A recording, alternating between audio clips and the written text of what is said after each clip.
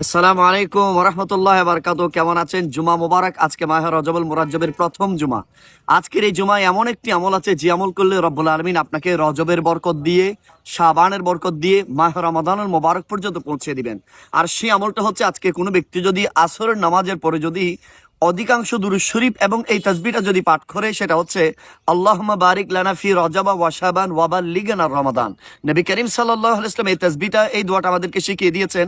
আল্লাহর কাছে বলেছেন, আল্লাহুম্মা বারিক লানা ফি রজবা ওয়া শাবান ওয়া বাল্লিগনা রমাদান। আল্লাহ, তুমি আমাকে রজবের বরকত, শাবানের বরকত দিয়ে মাহে রমাদানুল মোবারক পর্যন্ত পৌঁছে দিন।